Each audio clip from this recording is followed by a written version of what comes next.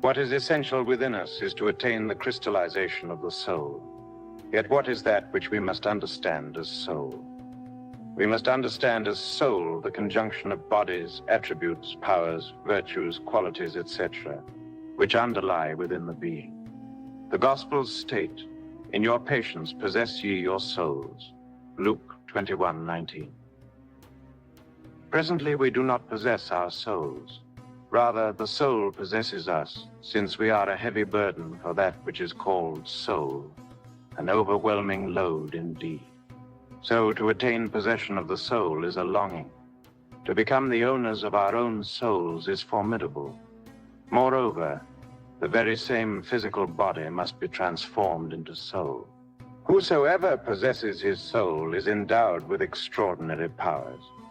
Those who have attained the crystallization of their soul have converted themselves for such a motive into completely different creatures. This is written as a testimony within the sacred books of all religions of the world. However, we know very well that if the water does not boil at 100 degrees, that which should crystallize is not crystallized, that which should disintegrate is not disintegrated. Thus, in any case, it is necessary for the water to boil at 100 degrees. Obviously, if we do not pass through great emotional crises, we cannot crystallize soul either. In order to radically dissolve any psychological inhuman aggregate, it is inevitably necessary to undergo a great emotional crisis. I have met people capable to undergo such crises. It is coming into my memory the case of certain Gnostic sister from the patriarchal headquarters in Mexico, who endured frightful tribulations, horrible moral crises when remembering grave errors from her former lives. Thus, people like this, with that tremendous capacity of remorse, persons which are capable to undergo very grave emotional crises, obviously can crystallize soul.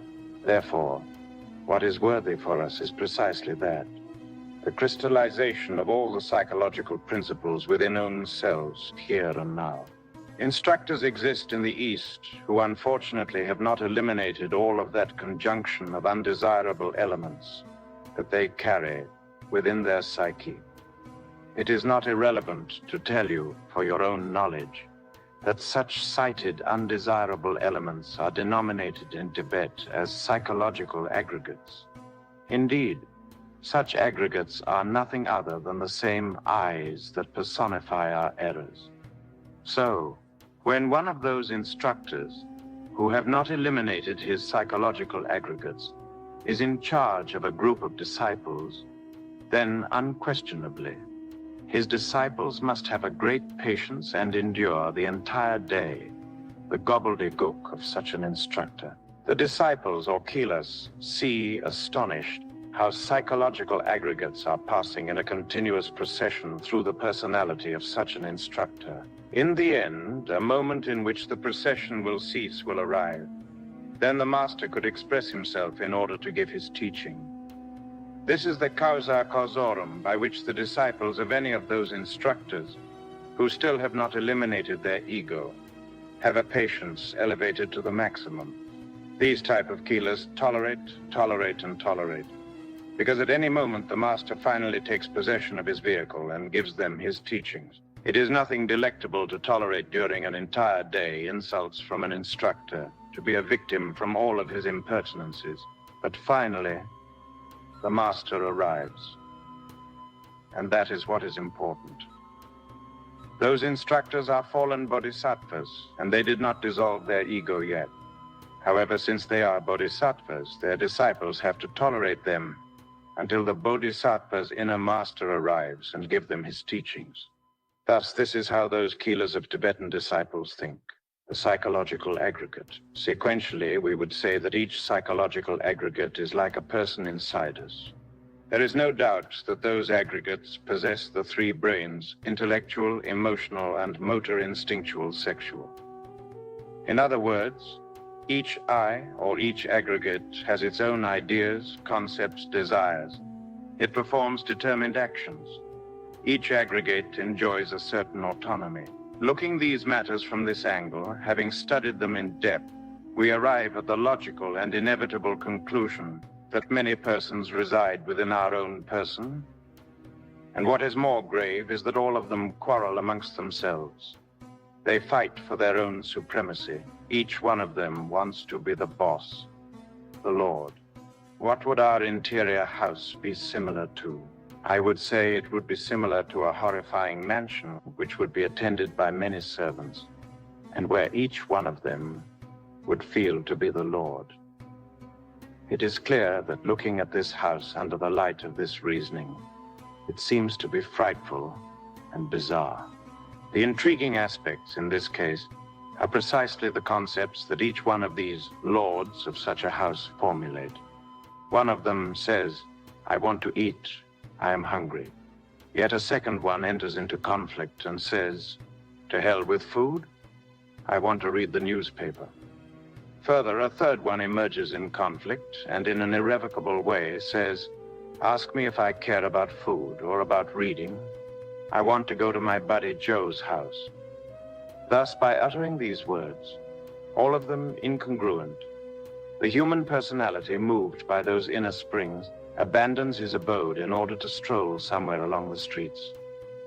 If we could completely see our entire body, just as we psychologically are, in front of a mirror, I can asseverate to you that we would go perfectly mad.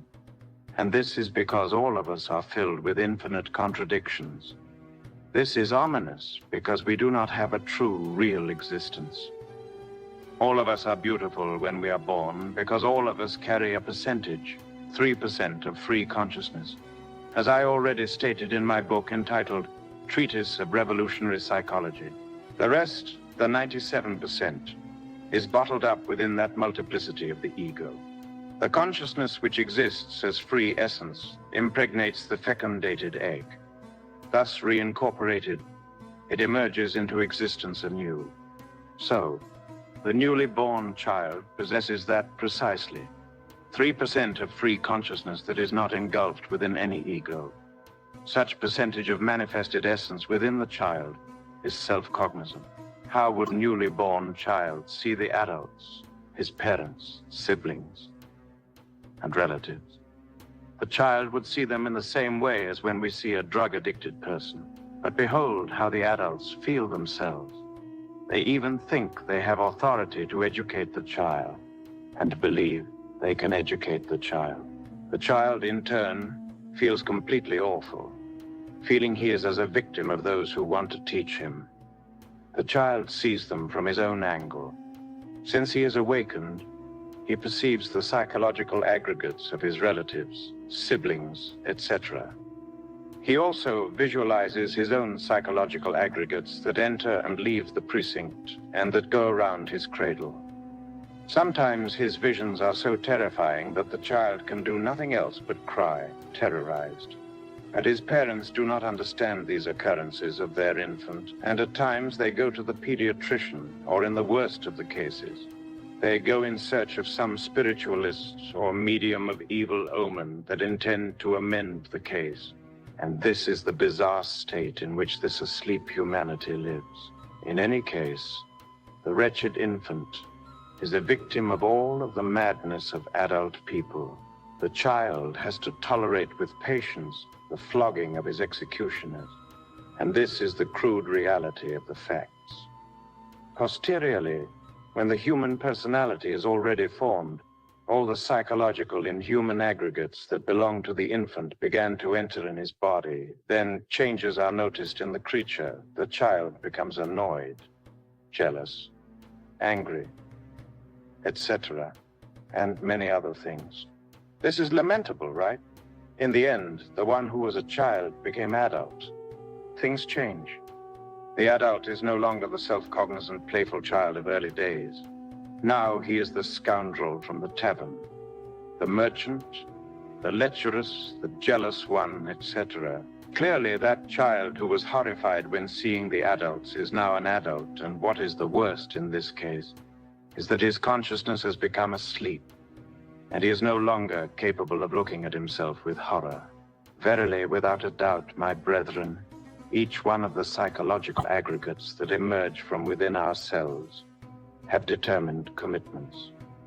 Therefore, we can state, for instance, without any exaggeration, that the thief carries within himself a cave of thieves, and each one of them with different commitments in distinct days, hours, and places. So the unredeemed fornicator carries within his interior, to make all matters worse, a whorehouse. The murderer obviously carries within his psyche a club of assassins, and in their depth, each one of them carries his own commitments. Likewise, the merchant, who carries in his psychological depth a marketplace, etc. The law of recurrence. But how is our own destiny woven and unwoven? Much has been stated by Gurdjieff, Uspensky, Nicole, etc. Much had they commented about such aspects of the law of recurrence, however. In the field of investigation, we have gone much further beyond. We know the living mechanism of the law of recurrence, and this is very important. An ex-individual, for example, who in his past existence was, let's say, an adulterer, and who had left his spouse for another lady, clearly when he will be reborn into a new body, he will bring in his psyche the I of adultery, the same I that committed such a crime. Such an I could not express itself in the first years of his infancy. Impossible. Since that event happened when he was 30 years old, undoubtedly his I of adultery will wait within the depth of his psyche, within his infrahuman fields, his subjective spheres, until the same infamous 30 years of age arrive. So when such an age arrive, that I will emerge with great force and will take over the intellect, the emotional and the motor instinctual sexual centers of his human machine, in order to go in search of the lady of his dreams. Beforehand, he would have been in telepathic communication with the ego of such a lady, possibly even having a blind date in some place of the city, maybe in a park or in a party. Thus, obviously, this is how afterwards comes the stunning re-encounter. What is intriguing is to see how that ego can hold the intellect, move the emotional and motor centers of the human machine, and to take it precisely to the place where he has to encounter himself with the lady of his dreams. Inevitably, the same process has to be performed within her. Thus, this is how the scene will repeat again, such as it happened in the past. Now, let us suppose that a gentleman de Petix quarreled with another person, with another man in a tavern in his past existence because of this or that motive.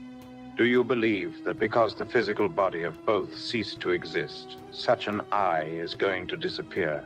No. Such an I will simply continue to exist within the unknown dimension. However, when it returns, when it takes a new physical body again, the moment in which such I will enter into activity will arrive. He will wait until the age in which such an event happened in the past existence. If such an event happened at the age of 25, he will wait until the said 25 years. Such an I will remain within the depth of his psyche until the moment arrives. Obviously, that I will take over the centers of the human machine in order to repeat such an event.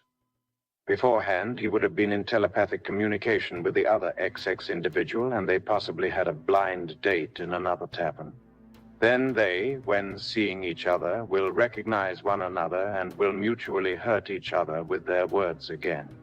Thus, the event will be repeated. Behold how underneath our cognitive zone and reasoning capacity, distinct commitments are performed. Thus, this is how the law of recurrence works. This is the mechanism of such a law.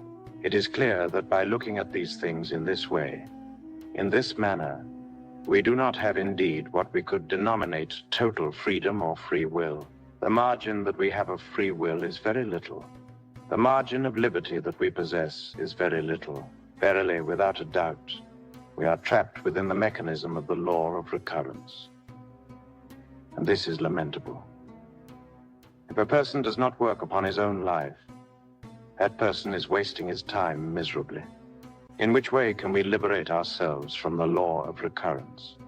We can do it only by working upon our own life. Unquestionably, Our own life is made of dramas, tragedies, and comedies. The comedy is for the clowns. The dramas are for the normal, common, and ordinary people, and the tragedies are for the perverse ones. In the days of yore, the tragic ones were not accepted within the mysteries. It was known that those were punished by the gods, and obviously the guardian of the temple rejected them with the tip of his sword. Do we need to dissolve the eyes? Yes, this is what is logical, since these are the actors of the comedies, dramas, and tragedies. Could perhaps a comedy exist without comics? Could a drama exist without actors?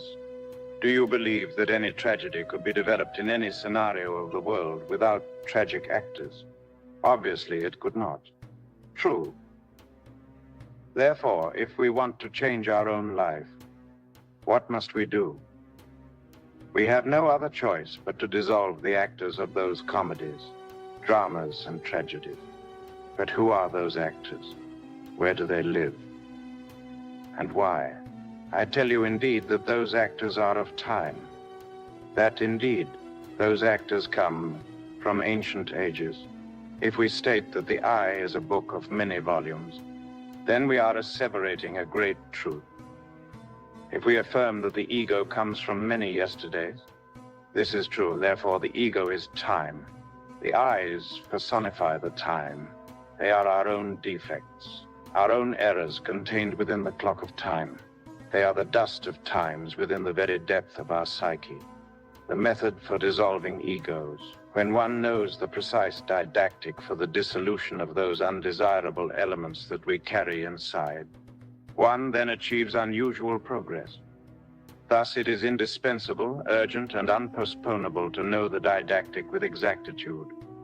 Only thus is possible the disintegration of those undesirable elements that we carry inside.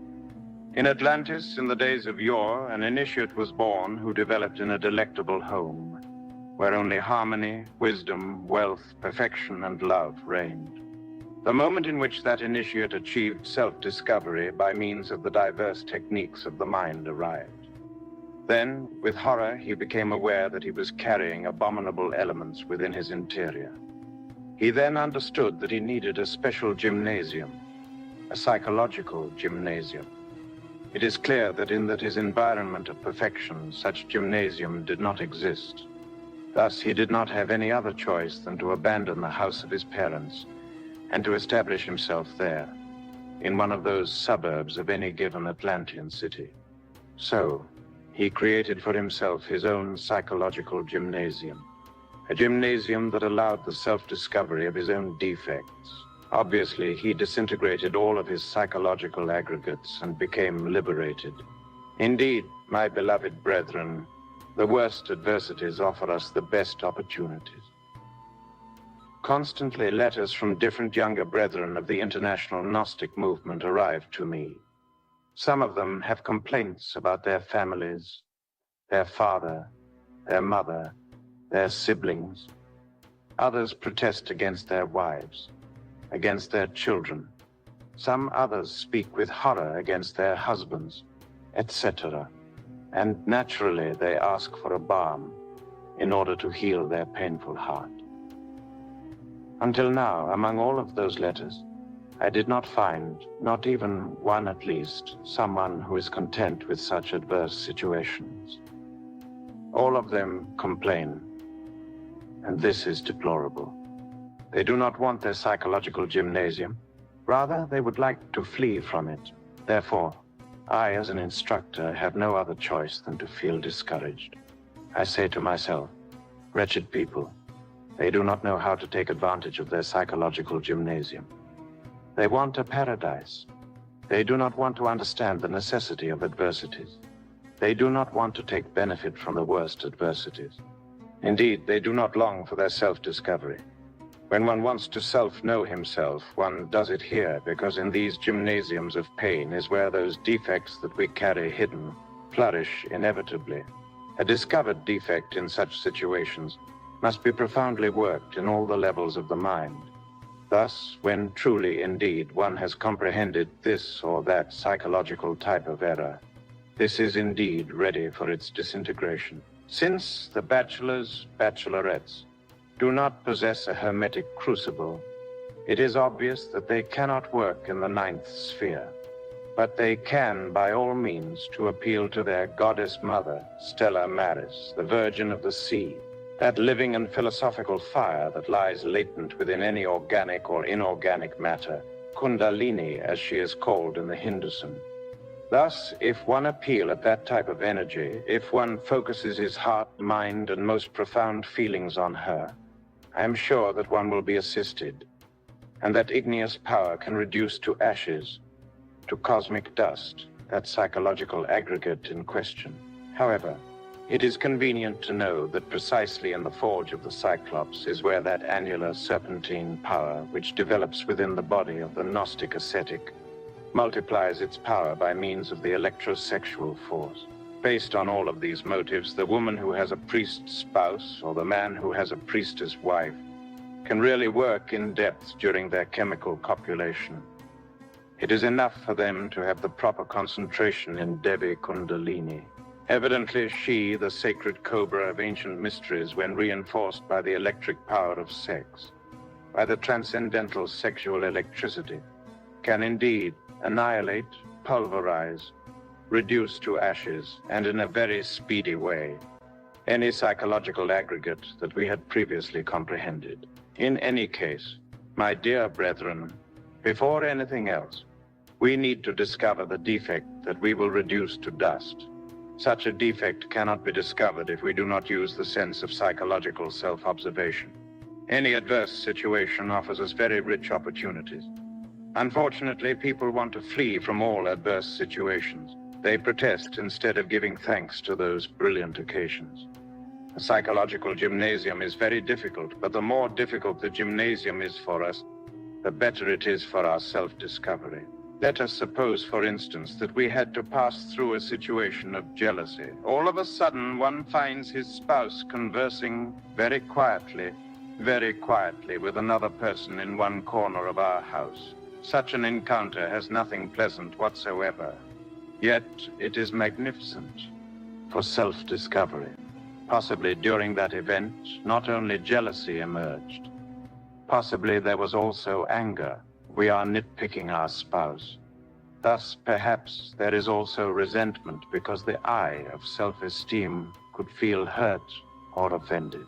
In short, what should we do?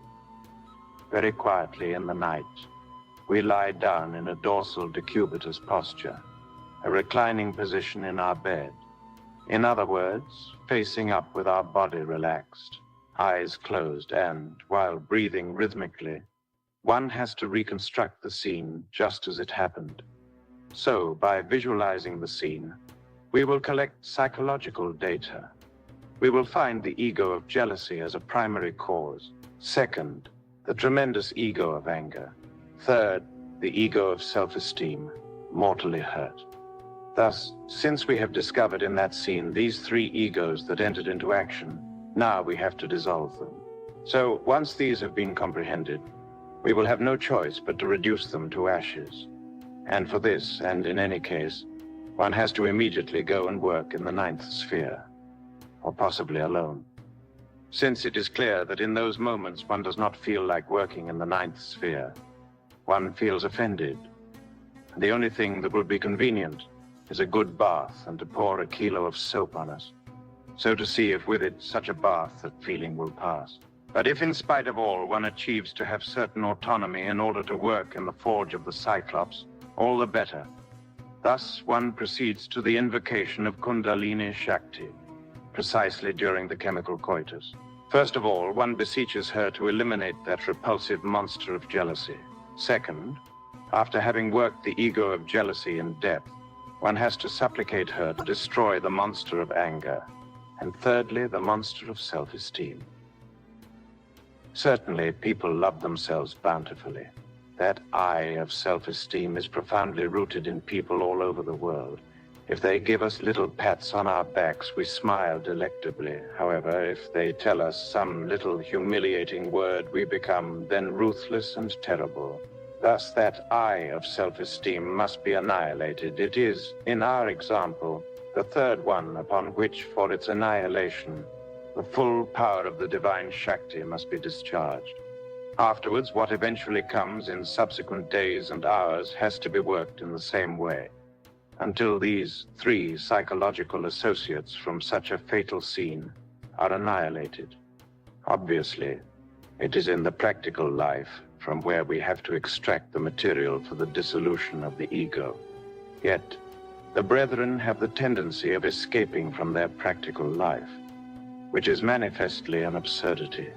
When I was working in the dissolution of my ego, I remember that on a certain occasion a son of mine committed the error, when driving his car, of running over a person, a laborer. Certainly it cost me a certain sum of money, about 2,000 pesos for the wounded and another quantity for the police. Thus, this is how I avoided having that youngster go to jail. However, the matter did not end there. The fact is that when I went to pay that debt, such a son, instead of thanking me, he protested with certain violence. My son disagreed with me. He did not want me to give those 2,000 pesos to that unhappy, wretched laborer. Yet, for me, it was just to give him the money. So, I gave to the wounded laborer the money. However, together with my son's disapproval, there were some words, if not of a grotesque character, but indeed very ungrateful words. I did not feel anger because of the fact of having dissolved it, but indeed I felt a certain pain in my heart. Immediately, I enter into mediation in order to know the meaning of the pain that I felt in my heart. And this is how I verified within me the crude realism of an I of self-esteem that was wounded. Since I have very developed the sense of psychological self-observation, it was not difficult for me to perceive such an I in a direct way. Thus, immediately, I tossed against such a mournful I some sexual transcendental electrical discharges. I worked that I for some days, and finally it was reducing itself little by little until it assumed the shape of a child. Subsequently, it continued reducing itself until it became cosmic dust. Thus, this is how one has to work, my dear brethren. But from where did I get the material in order to work? I got it from a concrete, clear, and definitive fact. However, within the brethren exists the tendency of fleeing away from the practical facts of life, and this is an absurdity, a complete absurdity. On another occasion, and I like to cite, between parentheses, lived examples with the purpose of collective orientation, I was very distressed with a certain irritability because of the words of that son, that indeed were not beautiful words. I always kept control over my mind, and I never exploded. I never ripped my vestures. Indeed, this was a triumph. Yet, there is no doubt that there inside of me, deep inside, I cannot deny that some very unpleasant reactions were produced. So, when I explored myself with the sense of psychological self-observation, I discovered with great astonishment a very dumpy and robust I. Very fat indeed, as hairy as a bear, walking in the corridor of my seigneurial house. Ah, how very well hidden you were, damn you, I told him. Now you are doomed because I will burn you. Against me you have no hope. Conclusion. I appealed to Devi Kundalini Shakti in a didactic manner, and as I was working on this I, it started to lose volume. It started getting smaller, and as it got smaller, it also became beautiful. It seemed like a small child, until one day the Divine Mother Kundalini decapitated it, and later, on time, it was reduced to dust. Nothing was left of it. This is how I dedicated myself fully to finishing with it, working day and night, every hour, every moment, until it no longer existed. The sense of psychological self-observation will be developed in every one of you as you use it. Don't forget that a sense that is not used will atrophy. A day will arrive in which your sense of psychological self-observation will be fully developed in such a way that you will be able to perceive any undesirable psychological aggregate just as I do. Furthermore, you will be able to see the results of the work on such aggregates, the psychological moon. My dear brethren, in the name of truth, I have to tell you that just as a moon exists in space, likewise within us also exists a psychological moon. And as the moon in the space which shines in the night has two faces, the one seen and the one not seen, likewise is the psychological moon within us. The psychological moon has two aspects. One which is visible to our sense of psychological self-observation, and one which is invisible, the occult, the unknown, incognito. However, this hidden aspect becomes visible when the psychological sense of self-observation has been developed to the maximum. So I believe you understand these things. In the beginning, you have to discharge fire against the psychological aggregates of the visible part of your psychological moon. Much later on, you have to discharge fire against the undesirable elements of the black moon, which are those psychological aggregates which are not seen so easily. Many saints annihilated the psychological aggregates of the visible part of their psychological moon. But they didn't know anything about the undesirable elements of the other face of their psychological moon. Nonetheless, they immersed themselves within nirvana, and even Mahaparinirvana.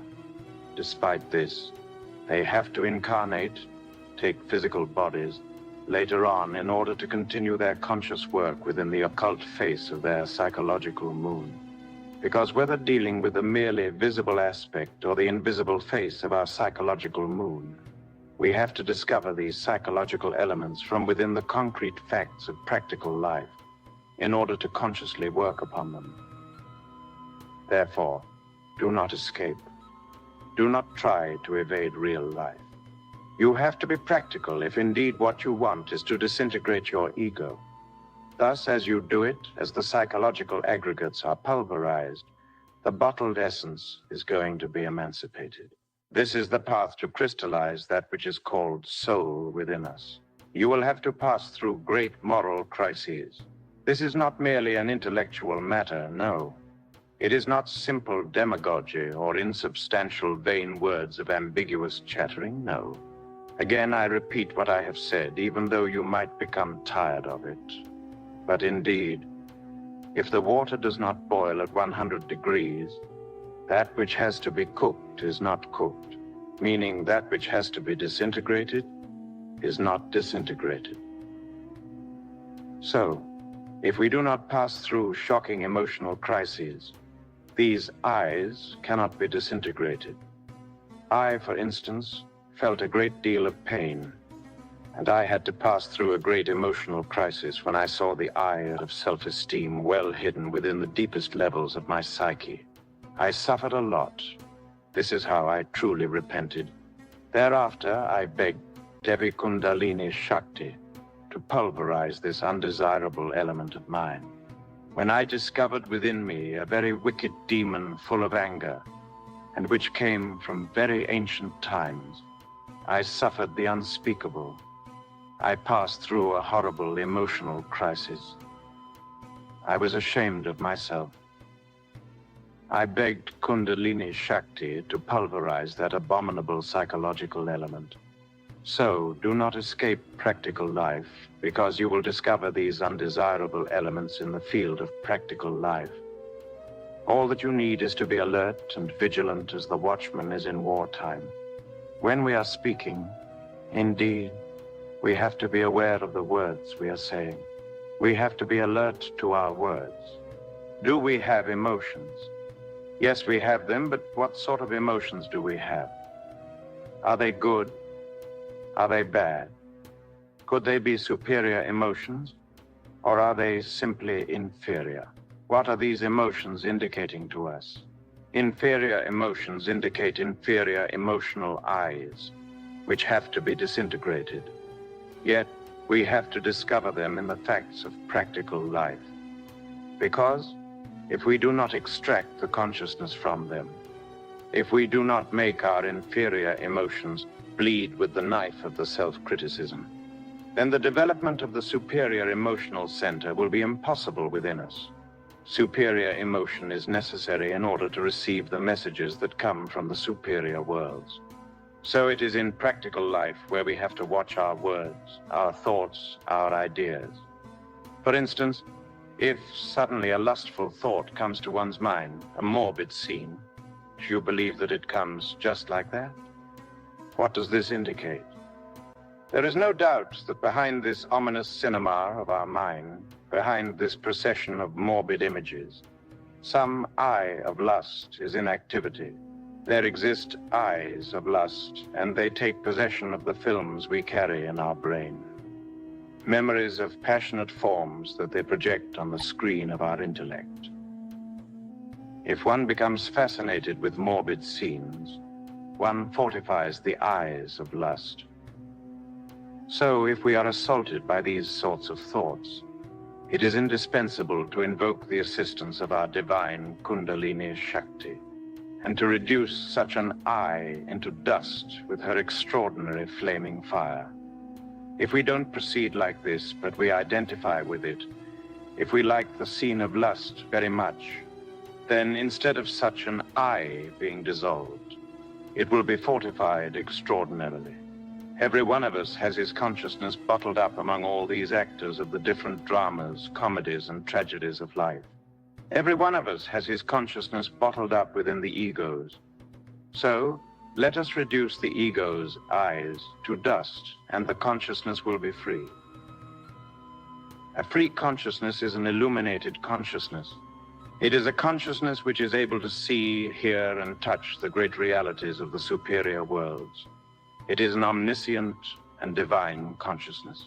The day you have annihilated your egos in their totality, then what is the next thing you have to annihilate? What? The seeds of the ego, of course. Because when the ego dies, the seeds are left.